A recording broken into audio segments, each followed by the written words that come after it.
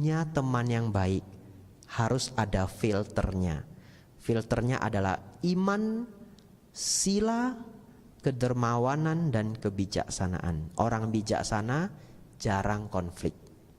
Yang keempat, keuangan yang balance, tidak lebih besar pasak daripada tiang. Tambahan dari saya, jangan menggantungkan kebahagiaan Bapak Ibu semuanya pada kebahagiaan material. Ini topik kita.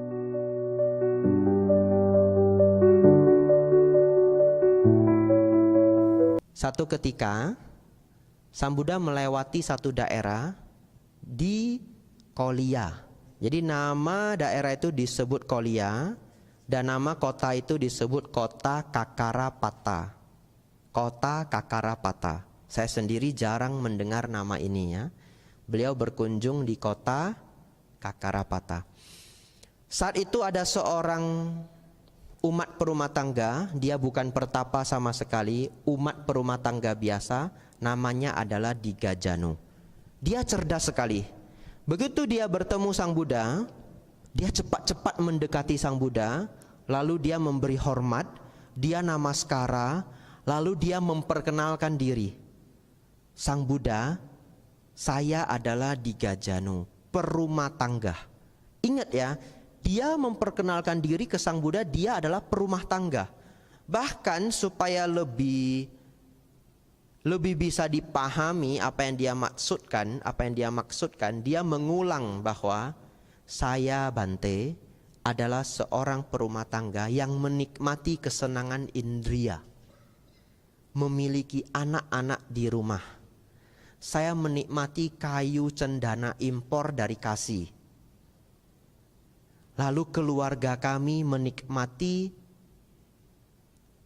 nyanyian dan tarian, menikmati apa yang dinikmati oleh para perumah tangga.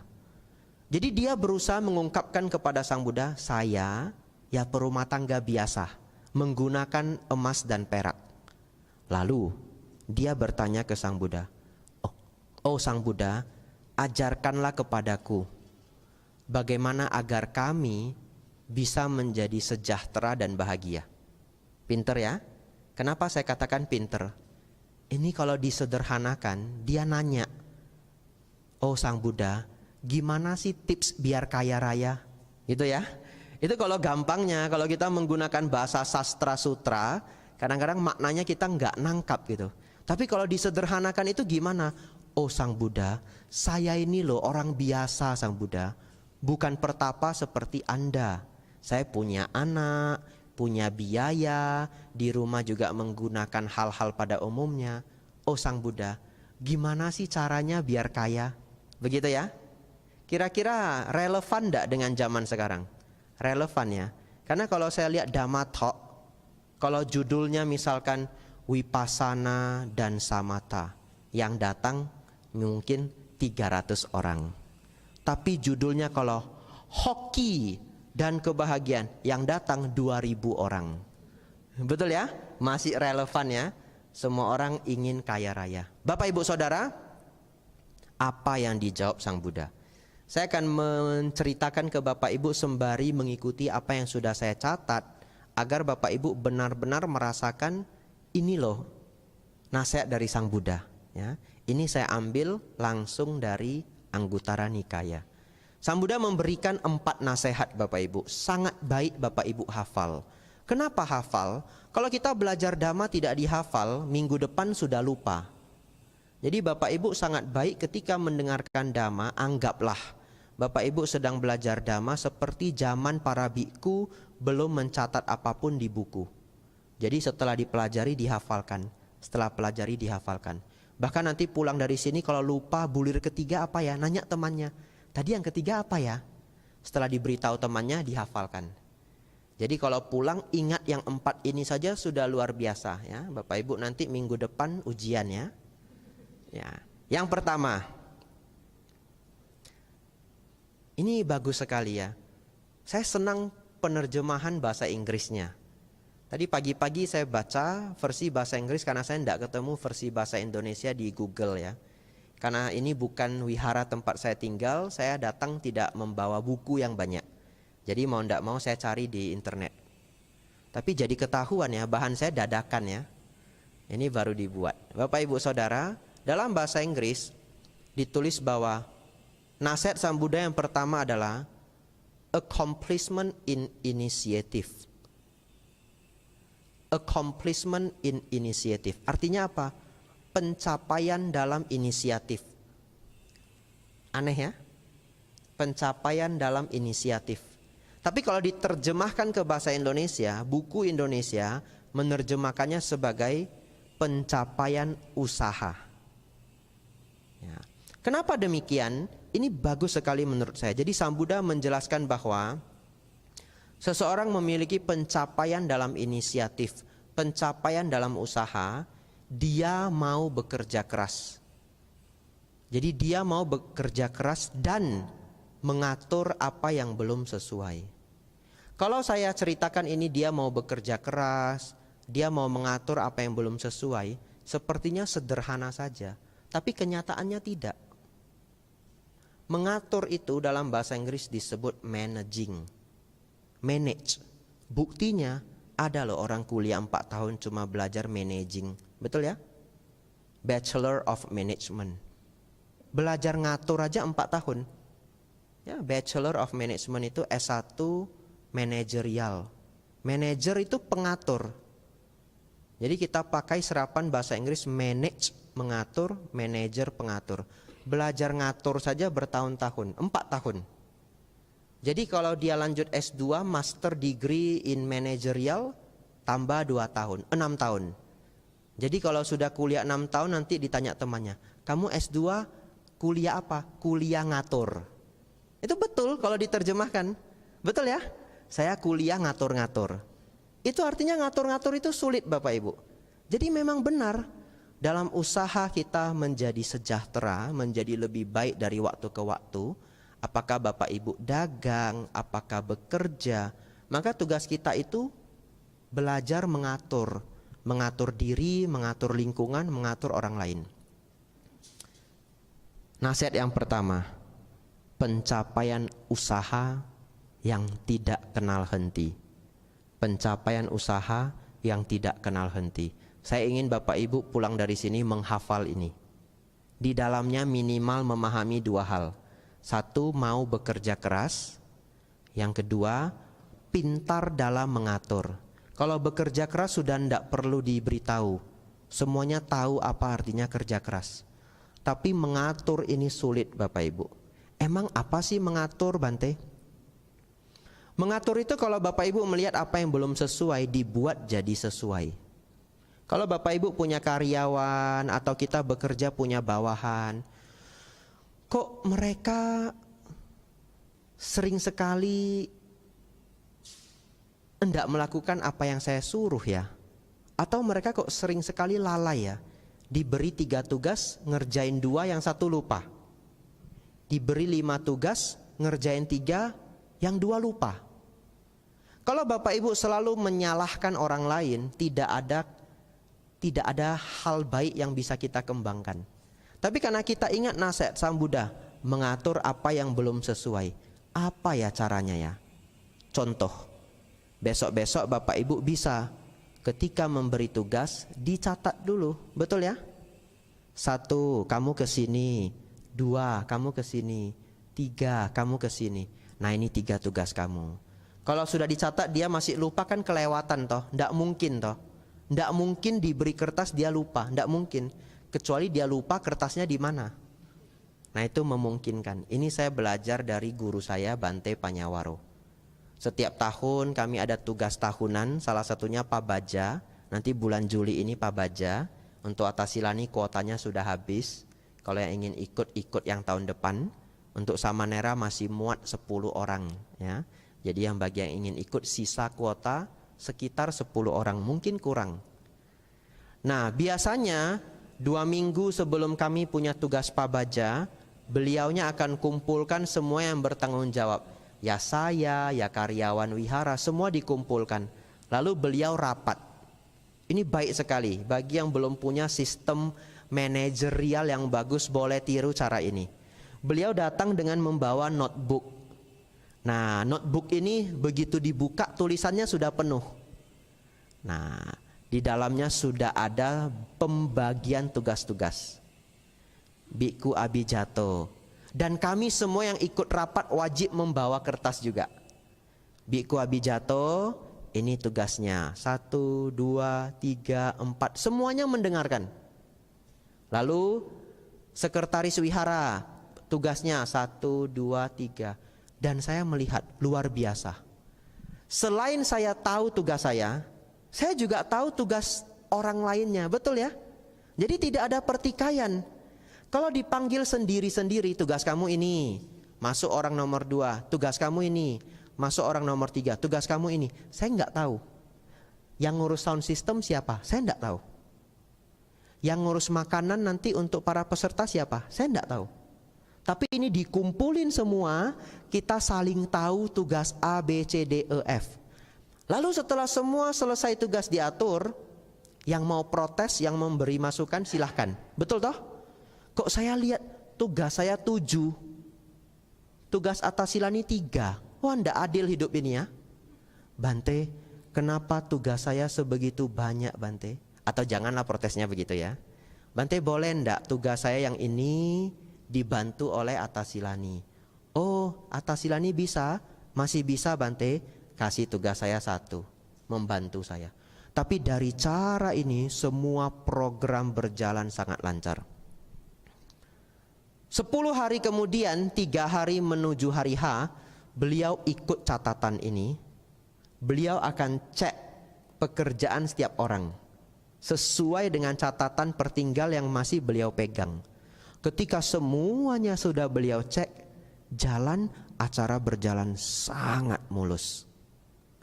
Tapi kalau ada orang tidak paham cara ini, kemudian dia mengatur acara amburadul Bapak Ibu, yang salah siapa?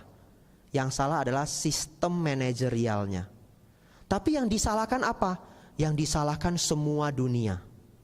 Ini loh keliru, ini orang kok enggak punya inisiatif, ini orang kok begini begitu, padahal sistemnya keliru. Atau kalau acaranya kurang bagus, apa yang disalahkan? Waduh, karma buruk saya berbuah. Dan yang lainnya. Bapak Ibu Saudara, yang pertama, pencapaian usaha yang tidak kenal henti. Di dalamnya bekerja keras dan pintar mengatur.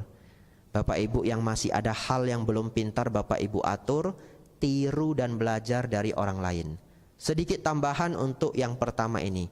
Bante, anak saya di rumah Bante, susah sekali diatur Bante.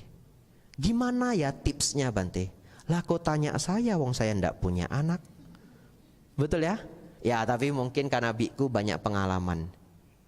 Caranya tanya teman-teman saudara yang Bapak Ibu lihat, kok dia pinter ya ngatur anak.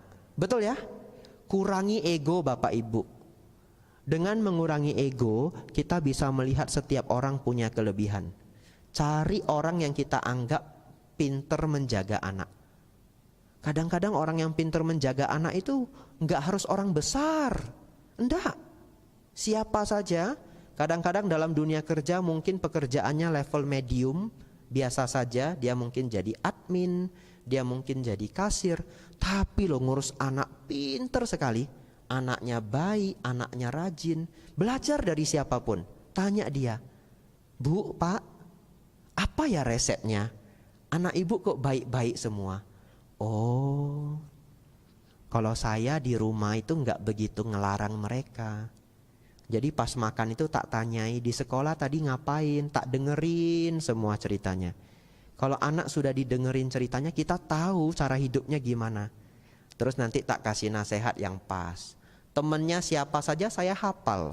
Lalu kita pulang, iya ya, anak saya teman paling dekatnya siapa ya? Nggak tahu. Nah itu, satu ilmu yang baru. Pulang di rumah, anaknya pulang, diajak ngobrol. Bapak Ibu Saudara, belajar mengatur apa yang belum teratur. Belajar dari siapapun. Bulir kedua, Sang Buddha memberi nasihat Agar kita menjadi sejahtera, yang nomor 2 penting sekali, pencapaian perlindungan harta. Pencapaian perlindungan harta. Kenapa? Karena Bapak Ibu, menjaga harta kadangkala lebih sulit daripada mencari harta. Ya, sudah punya belum tentu final, harus pintar menjaga. Kalau zaman dulu harta itu bisa diambil oleh raja. Ya, raja punya kuasa yang absolut. Lalu juga bisa diambil oleh bandit. Lalu harta bisa diambil oleh banjir. Harta bisa diambil oleh api, kebakaran. Zaman sekarang juga tidak berbeda, ya. Kadangkala saya mengunjungi provinsi-provinsi lain, diceritakan oleh umat Bante, pabrik saya baru kebakaran. Nah, harta diambil oleh api. Ya, Bante, saya tertipu, saya ikut robot trading. Ya, iya benar, saya dicurhatin umat, habis 2M Bante. Ya, Bante, saya banyak utang. Kok bisa? Kan gajinya lumayan. Iya Bante, saya ikut kripto. Saya juga nggak ngerti, saya dicurhatin ya, saya dengar ya. Dan yang lainnya dan yang lainnya. Zaman dulu yang mengambil harta kita ya raja, bandit, banjir, api. Zaman sekarang Bapak Ibu harus lebih pintar lagi. Karena di sini yang datang banyakan bapak-bapak, ibu-ibu, tapi setidaknya jagain anaknya, ya. Jadi saya cerita di sini yang punya anak, ajari anaknya. Tapi kalau masih seumuran saya atau di bawah saya, hafal ini. Setiap beberapa tahun sekali selalu ada Ponzi scheme, ya, Ponzi scheme atau skema Ponzi. Apa itu skema Ponzi? Kita ditawari, kamu masukin uang, nanti sebulan lagi berbuah. Masukin 10 juta, ditunggu entah seminggu, entah sebulan, jadi 15 juta. Apa saja iming-imingnya. Duitnya dijadiin bisnis kah? Duitnya beginikah? Begitukah? Tapi Bapak Ibu, ini saran saya. Ajari nanti pulang ke anaknya, keponakannya. Kalau ada orang menjanjikan keuntungan 20%, 30%, dalam 1 minggu, kamu taruh aja 2 juta. Nanti 2 minggu sudah jadi 3 juta. Berarti 2 minggu dapat 50%, betul? Ini masih konsen semuanya ya. Taruh 2 juta, 2 minggu jadi 3 juta. Bapak Ibu Saudara, kalau ada kesempatan bisnis seperti itu, mereka nggak akan nawari kita. Nggak akan nawari kita. Mereka nawari siapa? Mereka akan nawari level negara. Kalau saya pebisnis sejati, saya punya bisnis yang profitnya pasti 2 minggu dapat 50%, 2 minggu 50%. Profit pasti, bisnisnya legal, tidak ada yang aneh-aneh. Untuk apa saya keliling-keliling nyari individu? Nggak usah. Saya nyari presiden negara, betul? Saya nyari menteri perdagangan. Ngapain saya datang ke Balikpapan dari rumah ke rumah? Berarti ya nggak menjanjikan, betul ya? Saya datang ke mana? Negara seperti negara-negara menengah. Saya pergi ke Sri Lanka, nawari mereka. Saya pergi ke Laos, ke Kamboja, nawari presidennya. Setiap 2 minggu profitnya 50%. Betul ya? Tapi kenapa dia harus turun sampai ke level individu? Tanda tanya besar. Bapak Ibu Saudara, setiap beberapa tahun sekali skema Ponzi ini akan muncul. Ingatkanlah anak-anak Anda. 5 tahun, 10 tahun akan muncul ya. Zaman saya kecil juga ada, namanya BMA. Kalau ada yang masih ingat. Ya, kalau seumuran orang tua saya pasti hafal. Naruh berapa, nanti 2 minggu jadi berapa ya. Setelah itu kabur, habis semuanya. Bapak Ibu Saudara, Sang Buddha mengajarkan perlindungan harta ya. Yang ketiga, memiliki teman yang baik. Ini sangat pentingnya. Sangat penting. Ini 15 menit pembahasan terakhir saya. Tinggal 2 poin ya. Sangat penting. Saya punya teman, nah satu ketika dia nanya saya begini, kok saya sering ditipu teman sendiri ya? Padahal saya jadi orang sudah berusaha baik. Baik ke siapa aja saya bantu. Kok akhirnya saya ditipu ya? Bapak Ibu coba renungkan. Biasanya kalau orang ditipu dalam jumlah yang besar, saya ulangi, orang ditipu dalam jumlah yang besar, seringnya orang itu ditipu oleh orang yang dia kenal atau yang tidak dikenal. Dikenal ya, aneh ya. Aneh loh. Saya ngerti bahasa Hokkien. Dalam bahasa Hokkien ada satu istilah, Jiak sek bo jiak cho ya. Ini ada yang paham enggak ya? Jiak sek bo jiak cho ya. Makan yang matang bukan yang mentah. Makan yang matang bukan yang mentah. Tapi kata matang dalam bahasa Hokkien juga artinya kenal. Se. Se itu matang, se itu kenal. Orang makan yang kenal, bukan makan yang tidak kenal. Artinya tidak jarang loh orang ditipu oleh teman baik sendiri atau saudara sepupu sendiri. Ya.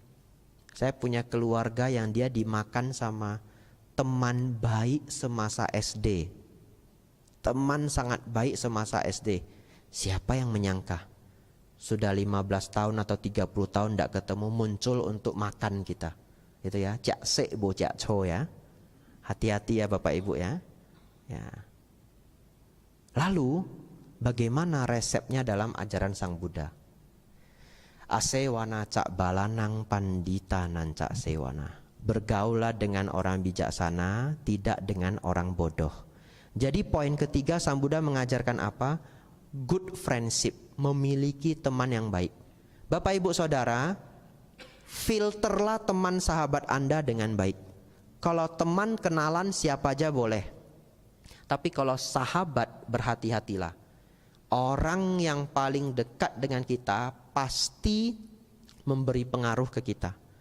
Kalau Bapak Ibu sampai sudah 2, 3, 4 kali pernah ditipu teman sendiri, itu mungkin yang salah adalah filter Bapak Ibu. Kalau bersahabat itu harus punya filter. Apa filternya Bante? Dari Sang Buddha, filternya adalah yang pertama, memiliki iman. Ya. Jadi dalam bahasa Pali adalah saddha. Kenapa saya terjemahkan sebagai iman? Karena kita tinggal di Indonesia lintas agama, betul ya? Ya kita akan berteman dengan siapapun, tapi lihatlah imannya. Kalau dia bukan Buddhis pun tapi beriman, biasanya dia jauh dari kejahatan. Ya, Bapak Ibu Saudara, yang kedua adalah sila yang baik. Dia tidak mencuri, ya, dia tidak menyakiti orang lain. Bante gimana caranya? Kan saya nggak tahu dia nyuri apa nggak nyuri sampai titik di mana dia menipu saya. Betul ya? Lihat kesehariannya.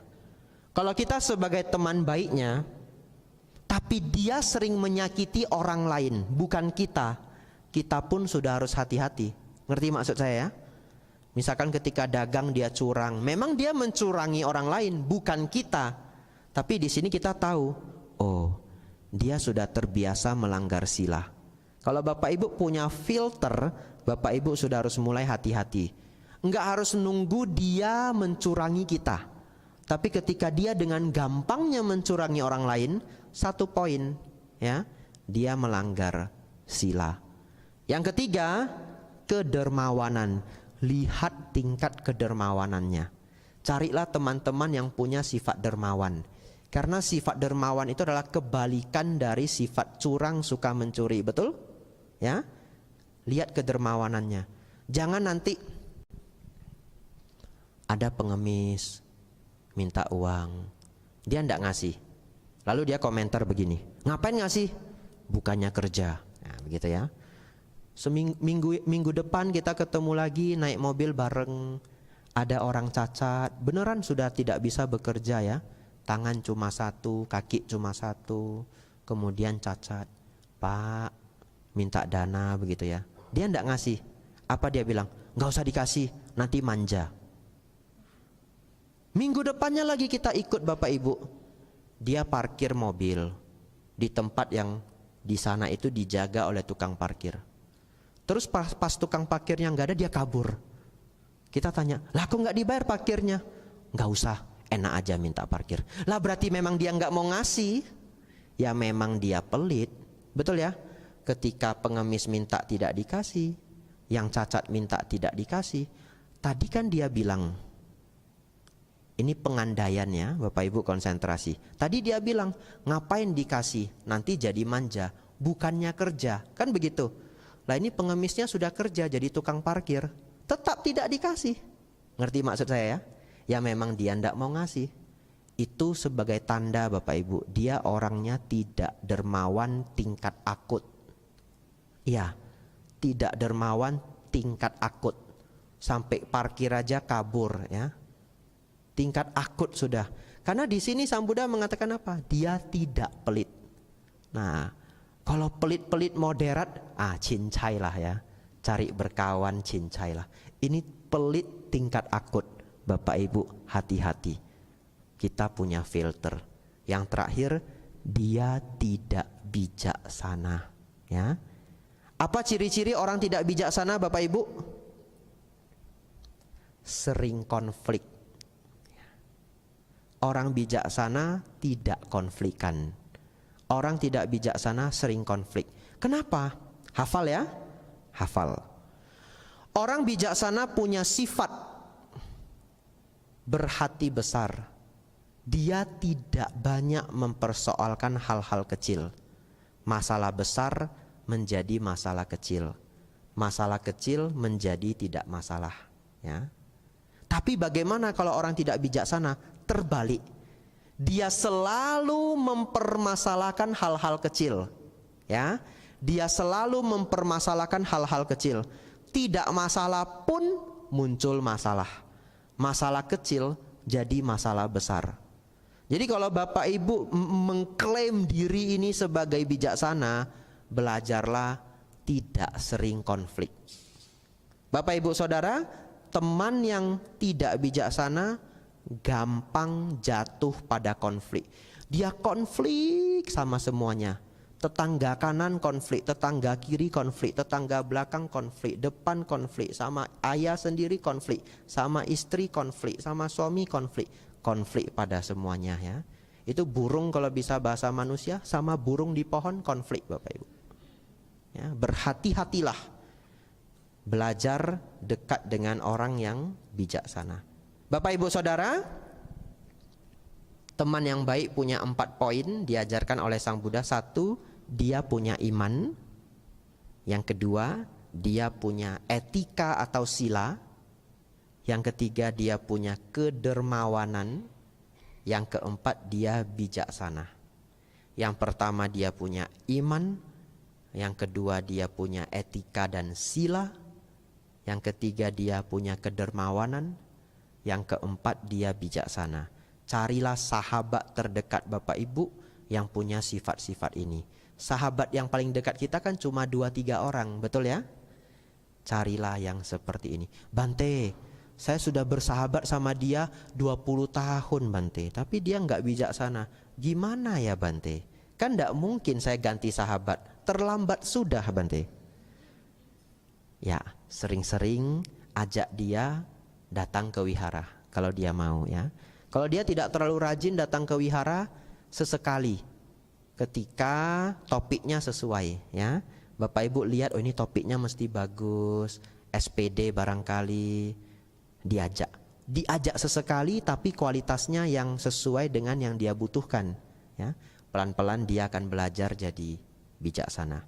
Bapak Ibu terakhir, Bapak Ibu Saudara, terakhir nasihat Sang Buddha adalah keuangan yang seimbang ya, tidak lebih besar pasak daripada tiang. Hiduplah dengan lebih seimbang. Kalau pengeluaran kita selalu lebih besar daripada pemasukan, sampai kapanpun tidak akan sejahtera. Ya, ini sudah bukan rahasia umum. Satu tambahan dari saya, bagaimana Bante agar kita bisa hidup lebih seimbang? Karena begini, kalau kita tidak hati-hati dan tidak belajar, tanpa Bapak Ibu sadari, sering sekali orang, apalagi anak-anak atau orang-orang di bawah umur 30, berapapun gajinya, habis bulan habis gaji. Ya, dulu gajinya 3,5 juta, habis bulan habis gaji. Dapat promosi, gajinya 6 juta, habis bulan habis gaji. Promosi lagi, naik pangkat, gajinya 10 juta, jadi supervisor, habis bulan habis gaji. Naik lagi 15 juta, habis bulan habis gaji. Kalau begitu, kapan nabungnya? Kalau habis bulan habis gaji, bahayanya apa? Kalau ada tragedi yang di luar kebiasaan, kita sudah nggak bisa nanggulangi, mau ndak mau harus ngutang. Jadi Bapak Ibu Saudara, hidup yang seimbang ini PR yang paling sulit. Ya, PR yang paling sulit. Inilah tugas paling sulit, belajar hidup yang seimbang. Tapi tipsnya bagaimana ya Bante? Ini tips dari saya. Saya pikir ini sudah banyak yang usia senior, nanti diajarkan ke anak-anaknya, ke keponakannya ya. Belajar untuk tidak menggantungkan semua kebahagiaan kita pada kebahagiaan yang harus bayar. Saya ulangi ya. Belajarlah untuk tidak menggantungkan semua kebahagiaan kita pada kebahagiaan yang harus bayar. Bante, saya seminggu sekali harus healing Bante. Healingnya gimana? Minimal ke puncak Bante. Bagaimana tidak habis bulan habis gaji, dia punya syarat seminggu sekali harus healing. Setiap healing mahal, karena dia gantungkan semua kebahagiaan dia itu dengan kebahagiaan yang bayar. Tapi dia harus belajar menciptakan kebahagiaan yang tidak bayar. Dan ternyata kebahagiaan yang tidak bayar itu lebih mendamaikan hati. Beneran, ya, beneran. Apa kebahagiaan yang tidak bayar? Berkumpul dengan keluarga, betul ya? Di rumah, masak, setelah masak makan bersama, tidak harus pergi jauh, tapi menikmati kebersamaan itu. Itu juga sebuah kebahagiaan yang tidak boros. Punya hobi ya, mungkin hobinya menanam tanaman, satu hal yang disenangi, tidak berfoya-foya. Bermeditasi, membaca buku, dan hal-hal baik lainnya. Kalau bisa porsinya 50% itu sudah sangat baik ya. Jadi Bapak Ibu renungkan nanti apakah semua hobi saya pakai bayar. Dan semakin banyak kebahagiaan yang tidak bergantung pada materi, maka batin kita pelan-pelan akan semakin damai. Saya ulangi, semakin banyak kebahagiaan kita yang tidak bergantung pada materi, maka batin kita akan lebih mudah menjadi damai. Sebaliknya, semakin banyak kebahagiaan kita bergantung pada apa yang memerlukan materi, semakin gampang kita jatuh pada ketidakpuasan. Karena apa yang bayar itu gampang menjadi biasa. Apa yang bayar itu gampang menjadi biasa. Dulu punya motor sudah seneng. Setelah pendapatannya naik, kayaknya harus kredit Avanza ini ya. Akhirnya setelah 3-4 tahun berjuang dapat Avanza. Tapi tetangga ganti Innova. Gawat ini.